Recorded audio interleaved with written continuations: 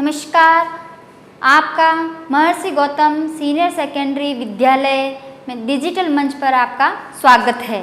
कक्षा 9वीं व 10वीं के अंतर्गत हिंदी विषय में आज आपको हम समास और उसके भेद, कौन सा भाग है अपना, भाग तीसरा चल रहा है, क्योंकि अभी तक अपन ने 2 पार्ट बना लिए थे। आज हम अपना तीसरा पार्ट कंप्लीट करेंगे समास आज के दिन, ठीक है। अब तक हमने पढ़ लिए थे समास की परिभाषा, समास के बारे में, समास क्या होता है, समास के भेद 6 होते हैं। उन 6 भेदों में से हमने अब तक द्वंद्व समास तक पढ़ लिया था। तो आशा करती हूँ कि आप लोगों को बहुत अच्छे से समझ में आया होगा और रुचि के साथ में आपने इसको ग्रहण किया होगा। तो चलिए आइए उसी उत्साह के साथ में और एक नई उमंग के साथ में पढ़ेंगे आज कौन सा समास और उसके भेद के अगले पार्ट। चलिए देखते हैं क्या कहता है अगला भाग। हम आज जानेंगे कर्मधारय समास के बारे में, और ये कितने नंबर का है, 4 नंबर का है। इसका कौन सा भाग आता है, 4 नंबर पे आता है, कर्मधारय समास, ठीक है। कर्मधारय समास में इसमें देखिए एक अपनी विशेषता है, इसकी अलग अलग बात है। क्या कहता है कर्मधारय समास, सबसे पहले हम इसकी परिभाषा को लिख लेते हैं। क्या कर लेते हैं, लिख लेते हैं, जिससे कि क्या हो, हमें उसे पहचानने में, उसे जानने में क्या हो, आसानी हो। देखिए प्रत्येक हमने देखा सब में अलग अलग बात थी, अब इसकी क्या बात है। ये क्या कहता है, जिस समास का, या यूं कह लीजिए इस समास का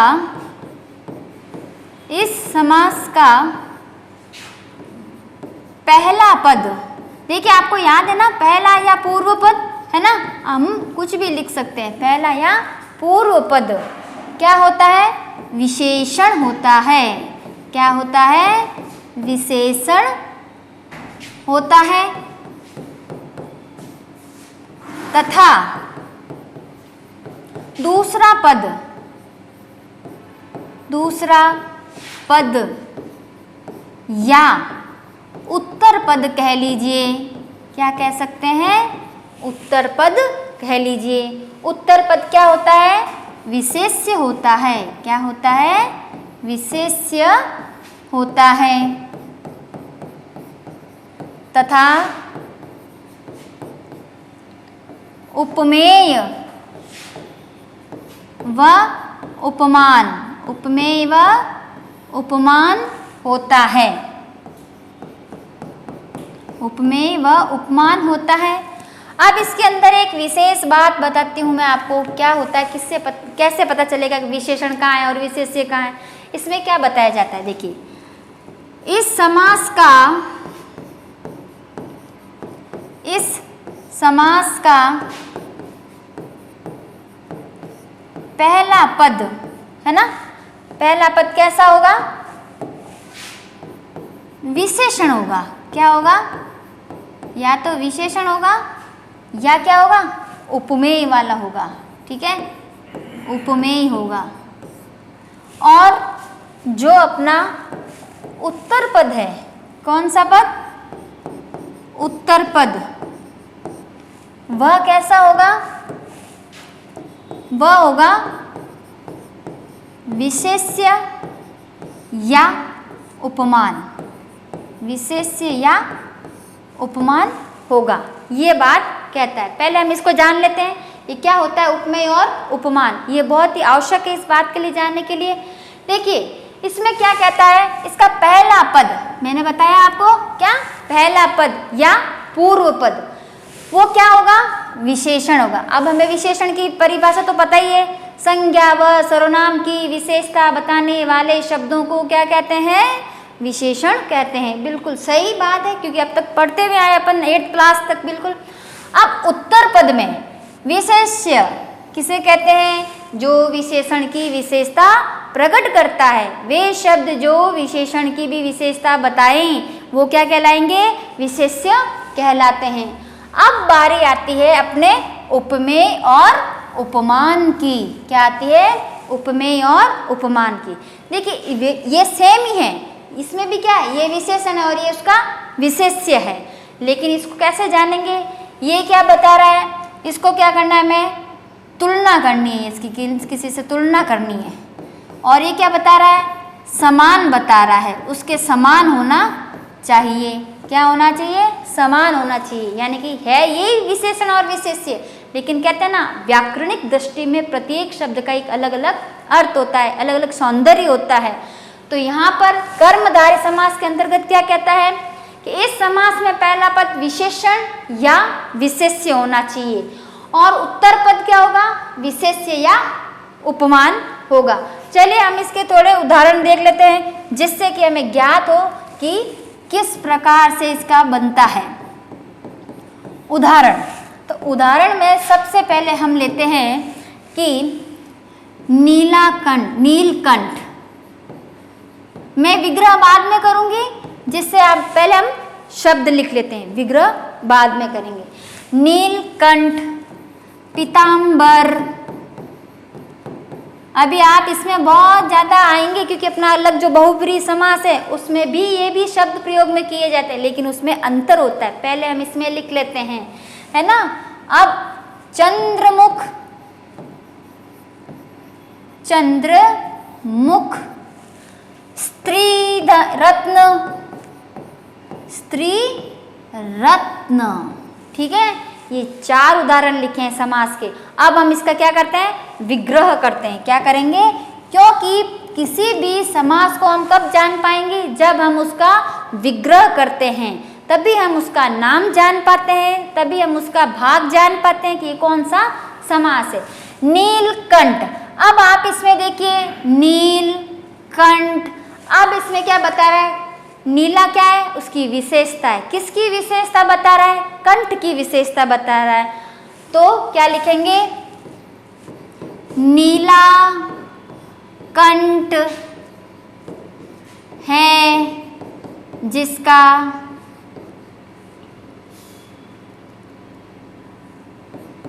नीला कंठ है जिसका, ये क्या हो गया, उसकी विशेषता हो गई। अब देखिए ये विशेषण और विशेष्य है, ये क्या हो रहा है, विशेषण और विशेष्य है। क्यों है, क्योंकि ये इसका क्या बता रहा है, विशेषता प्रकट कर रहा है। क्या कर रहा है, विशेषता। तो देखिए ये क्या है, विशेषण है ना, ये है विशेषण और ये क्या है, इसका विशेष्य, क्योंकि ये इसी की तो विशेषता बता रहा है ना, यानी कि विशेषता बता रहा है। तो अब इसमें भी देखिए पीत, क्या है, पीत, पीत प्लस अंबर, ये आ की जो दिख रहे हैं ना आपको, संधि पढ़ी होगी आपने पहले, तो आ है, जब अ और अ मिलके बनता है तो क्या बन जाता है, आ बन जाता है। तो पीत का मतलब क्या होता है, पीला, पीत का मतलब क्या होता है, पीला है। अंबर, पीला है अंबर, यहाँ पर अंबर का मतलब क्या है, आसमान नहीं है, वस्त्र है। क्या है, वस्त्र। और किसका होता है, आपको पता है ये पीला वस्त्र किसका होता है, भगवान विष्णु का होता है, लेकिन हम इसमें नहीं लिखेंगे, ये कर्मधारय, केवल हमें इसकी क्या बतानी है, विशेषता और विशेष्य, उपमेय और उपमान बताना है। अब अगली बारी आती है चंद्रमुख, क्या आती है, चंद्रमुख, ठीक है। अब आप कहेंगे कि मैडम इसमें क्या अंतर है, ये भी विशेषण है, ये भी विशेष्य है, इसमें भी तो विशेषता बता रहा है। देखिए इसमें क्या होता है, ये जो शब्द है ये किसके हैं, काव्य के हैं। कौन से, जो हम पद्य रचना पढ़ते हैं ना, कविता भाग वगैरह, उसमें क्या की जाती है, किसी स्त्री की या किसी रूढ़ि वाली बात को हम क्या करते हैं, किसी से तुलना करते हैं, तब वहाँ पे क्या आ जाएगा, उपमान और उपमेय आ जाता है। नहीं तो हम किसी रंग से, रूप से, क्योंकि विशेषण ये तो कहता है रंग रूप स्वभाव गुण धर्म से क्या बताई जाए, उसकी विशेषता बताई जाए, उसकी विशेषण बताया जाए, तभी तो वो विशेषण आता है। तो यहाँ पे ये सारे दोनों, ये जो शब्द है ना, ये किस में प्रयुक्त होता है, काव्य में प्रयुक्त होता है। तो हमें काव्य में भी तो ढूंढना पड़ता है ना, इसमें कौन सा समास प्रयुक्त हो रहा है।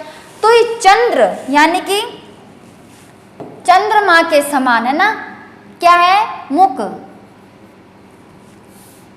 मुख कैसा है, मुख है जो चंद्रमा के समान, किसके समान? चंद्रमा के समान। ये इसका उपमान वाला भाग हो गया है। देखिए, क्योंकि हमने क्या किया, यहाँ ध्यान से देखिए, मुख की तुलना की है। ये क्या की है? मुख की तुलना की है। ये वर्णित वस्तु है, किससे की है? चंद्रमा से। अब चंद्रमा किसका प्रतीक है? सुंदरता का प्रतीक है। किसका प्रतीक है? सुंदरता का। तो सुंदरता का प्रयोग किसमें किया जाता है? काव्य में किया जाता है। इसीलिए यहाँ पे कौन सा यह आ गया? उपमेय और उपमान का। कौन सा है ये? उपमेय और उपमान का उदाहरण है। यहाँ लिख देती हूँ मैं आपकी सरलता के लिए, उपमेय और ये है उपमान का उदाहरण। ठीक है, अगला देखते हैं स्त्री रत्न वाला। स्त्री रूप, तो क्या हो जाएगा? स्त्री रूपी रत्न। क्या हो जाएगा? स्त्री रूपी रत्न। क्योंकि एक महिला, एक स्त्री, एक नारी क्या अपने आप में बहुत बड़ा धन है, रत्न है, उसके जैसा कोई रत्न नहीं है। ठीक है, ये मत सोचिएगा मैं अपनी प्रशंसा कर रही हूँ, नहीं, मैं प्रत्येक के लिए बारे में कह रही हूँ। ठीक है, तो इसमें क्या बताया गया कि इसमें स्त्री को कैसा बताया गया? एक रत्न के रूप में प्रदर्शित किया गया है। तो यहाँ पे कब होता है? जब वह सौंदर्य के रूप में हो, त्याग के रूप में हो, तब हम क्या कहते हैं? स्त्री को एक रत्न के रूप में बताया गया। तो ये अच्छे से समझ में आया होगा आपको कि क्या कहता है? जहाँ पर विशेषण और विशेष्य हो, उपमेय और उपमान हो, तो वहाँ पर कौन सा समास होता है? कर्मधारय समास होता है। चलिए आगे देखते हैं अपना अगला वाला कौन सा है? बहुब्रीहि समास। बहुत ही अलग है, नाम से ही अलग है। देखिए बहुत अलग से लगता है। क्या कहता है बहुब्रीहि समास? नंबर 6 पे अपना बहुब्रीहि समास नाम है। देखिए इसका अलग क्या है? बहु, बहुत अलग ही, ब्रीहि अलग रूप, ब्रीहि बहुत सारी भुजाएं जिसको कहते हैं बहुब्रीहि रूप, है ना। तो इस समास के अंतर्गत क्या होता है? देखिए क्या कहता है? इस समास में कोई भी पद प्रधान नहीं होता है। कोई भी पद प्रधान नहीं होता है ना। देखिए है ना अलग बात। क्यों अब तक कि हम पढ़ते आए पहला पद, दूसरा पद और पूर्व पद और दोनों पद समान, है ना। तो इसके अंतर्गत क्या बता रहा है कि कोई भी पद क्या नहीं होता है? प्रधान नहीं होता है। कोई भी पद, ना पहला पद या पूर्व पद या उत्तर पद, कोई भी नहीं होता है। इसमें क्या कहा जाता है? विशेष बात है। तो इसमें क्या लिखनी है विशेष बात के अंतर्गत? इसकी यह है, इसमें गौण होता है। दोनों पद क्या होते हैं? दोनों पद गौण यानी कि छुपे हुए होते हैं। कैसे होते हैं? गौण होते हैं, होने के बावजूद भी ना के बराबर होते हैं। ये इसकी सबसे बड़ी बात है। अब इसके अंतर्गत हम इसके थोड़े से उदाहरण देखते हैं जिससे हमें और भी बात समझ में आ जाएगी। उदाहरण से प्रत्येक बात जो कठिन लगती है वो आसानी से समझ में आती है। तो जैसे कि हम लिख सकते हैं इसमें कृष्ण वर्ण, कृष्ण वर्ण पहले हम लिखेंगे इसका। फिर अगला उदाहरण क्या कहता है? मैं एक बार यही लिखती हूँ वापस जो कि अपन ने उसमें किया था, पीतांबर। नंबर 3 पे लिख देते हैं अपन लंबोदर।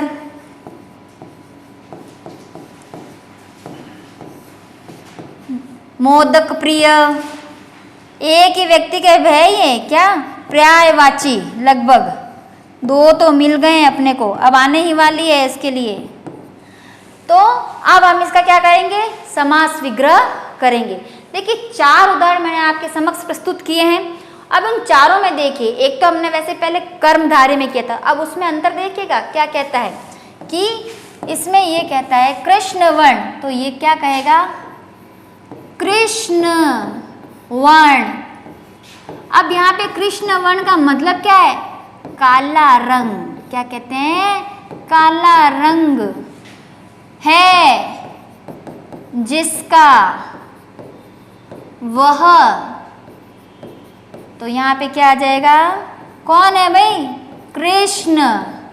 कौन आ जाता है, कृष्ण आ जाता है। सांवले वर्ण के कौन है, काले रंग के, जो सबका मन मोह लेते हैं, तो उन्हीं के लिए तो कहा गया कृष्ण वर्ण, तो कौन है, कृष्ण।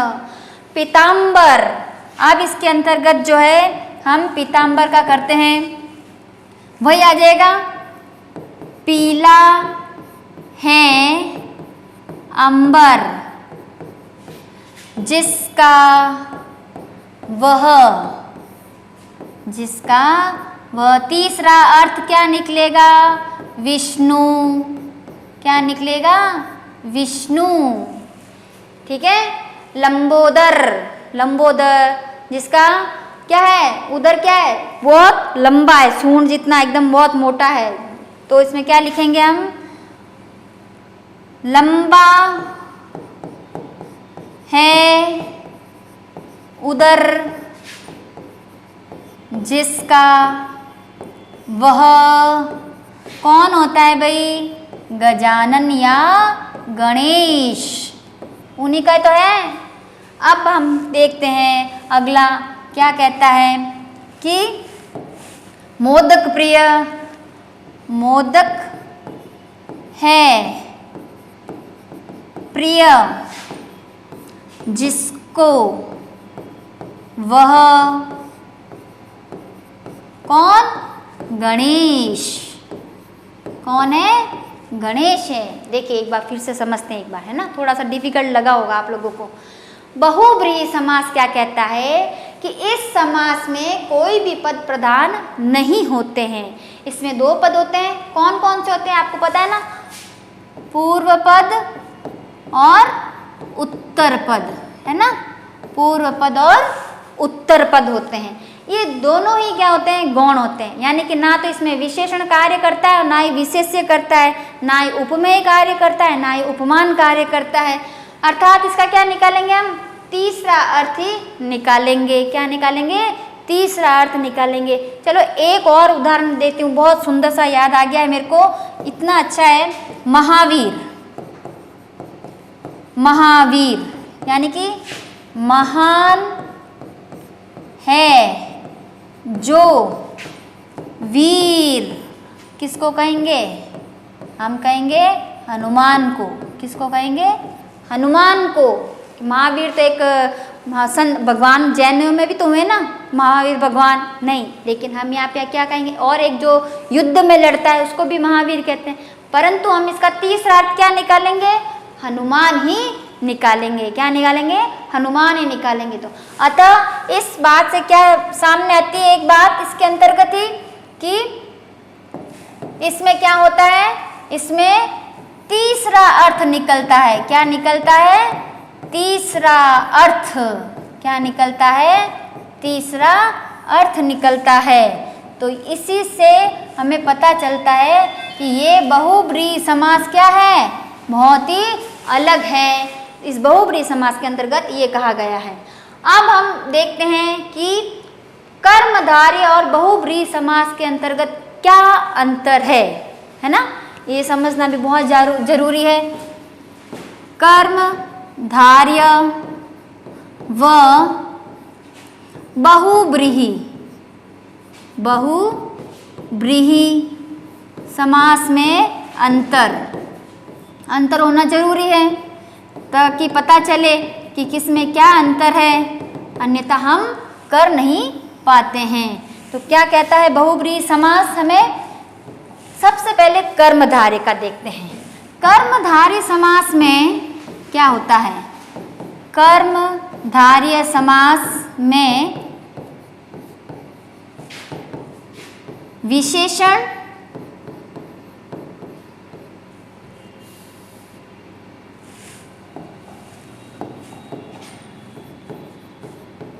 विशेषण व विशेष्य, है ना, यही तो था अपने कर्मधारय समास में। और क्या होता है, उपमान, सॉरी उपमेय व उपमान होता है, उपमेय व उपमान, यही होता है, यही तो बताया था मैंने आपको। और उपमान होता है तथा दूसरा पद प्रधान होता है। इसमें कौन सा, दूसरा या उत्तर पद, दूसरा या उत्तर पद प्रधान होता है। ये कर्मधारय की है विशेषता। जबकि क्या,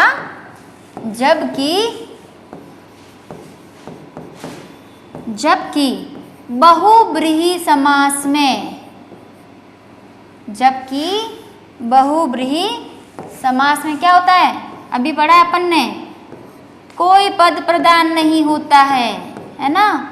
बहुब्रीहि समास में कोई पद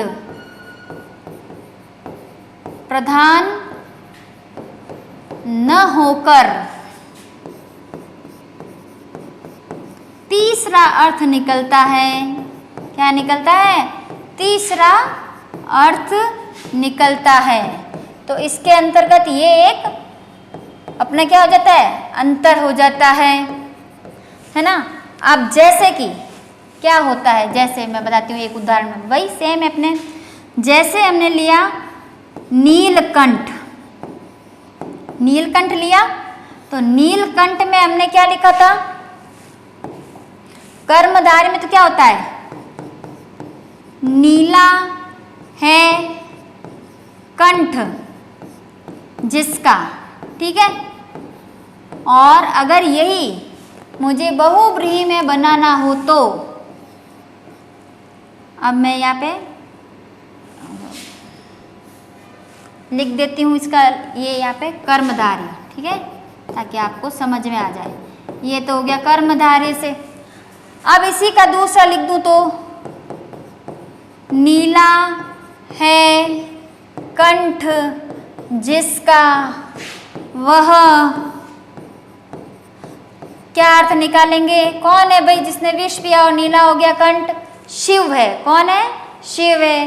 तो ये कौन सा होगा, बहुब्रीहि समास। कौन सा होगा, बहुब्रीहि समास होगा। एक बार फिर से देख लेते हैं, है ना, थोड़ा कंफ्यूजन हो गया होगा।